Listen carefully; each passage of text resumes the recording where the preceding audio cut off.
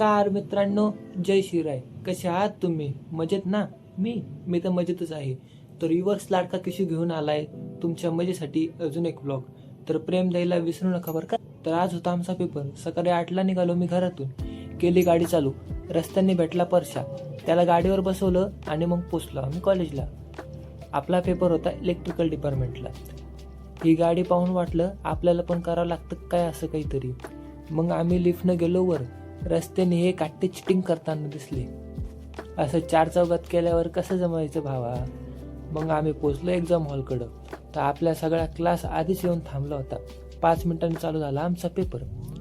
सगळ्यात आधी पेपर देऊन मी आलो बाहेर. भाव पेपर कसा तू आज सांगतो.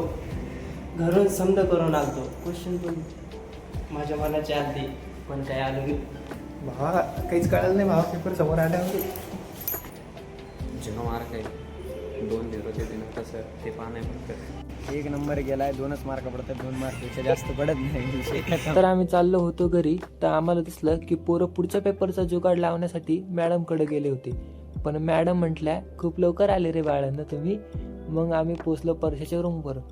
पोरं म्हणे चला आता अभ्यासाला लागू आणि फोन बघत बस. तेवढ्यात रितेश भाऊच्या फोनला काय झालं काय नो.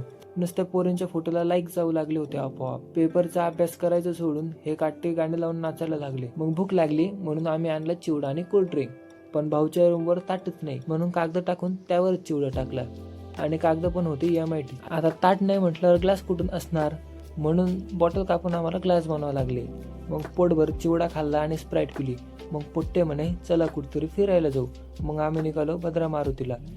तसं पण शनिवार होता. म्हटलं यावं दर्शन घेऊन बजरंगबलीचं. आम्ही जय श्रीराम म्हटलं आणि लागलो रस्त्याला. रस्त्याने आम्हाला लागलं देवगिरी किल्ला. याचं लांबूनच दर्शन घेऊन आम्ही निघालो भद्रा मारुतीकडं. या घाटात तर खूप मजा आली. आपले पोट्टे मागे राहिले होते म्हणून आम्ही थोडा ब्रेक घेतला. इथं बघा किल्ला कसा दिसतोय, 1 नंबर ना. आणि भगवी झेंडे बघा कसे रुबाबात उभे आहे. एक तर रस्ता भारी आणि त्यातल्या त्यात गाड्या भारी आणि वरतून आपले ड्रायव्हर लोक तर त्यापेक्षा भारी. मग विषय का आम्ही 20-25 मिनिटातच पोचलो असन भद्रा मारुतीला. मग गेलो आम्ही मंदिरात. मारुतीचं दर्शन घेतलं आणि आलो बाहेर. पेपर होता म्हणून लगेच निघलो वापस. तर जात असताना दिसली आम्हाला ही स्कूल. कशी भारी आहे ना. मग काढल्या आम्ही गाड्या आणि निघालो वापस. मग पोचलो आपण साताराच्या डोंगरात. और ये क्या हो गया, पेट्रोल खतम. लग गए गुरु. गाडी जेवढी पडवली होती का नाही संपणार पेट्रोल. मग दिली रे त्यांनी टोचन. बरं तरी पेट्रोल पंप जवळ होतं. मग काय गेलो आणि टाकलं पेट्रोल. नंतर रूमवर जाऊन करू लागलो आम्ही पुढच्या पेपरची तयारी.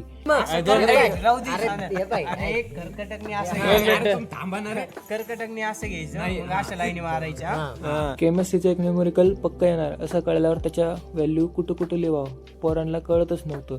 कोणी हातावर तर कोणी तळ पायावर लिहू लागलं. परशाला विचारलं तर म्हणतो डायरेक्ट चिठ्ठीच घेऊन जाणार आहे. मग गेलो आम्ही कॉलेजला. नंतर गेलो एक्झाम हॉलकडं. झाला आमचा पेपर खूप भारी गेला.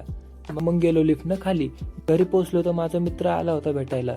मग घरी जाऊन एक झोप काढली. तर मित्रांनो इथं संपला आपला आजचा ब्लॉग. तर कसा वाटला तुम्हाला आजचा ब्लॉग कमेंट करून नक्कीच सांगा. भेटूयात लवकरच पुढच्या ब्लॉगमध्ये. तोपर्यंतसाठी जय महाराष्ट्र, जय शिवराय, टाटा, बाय बाय.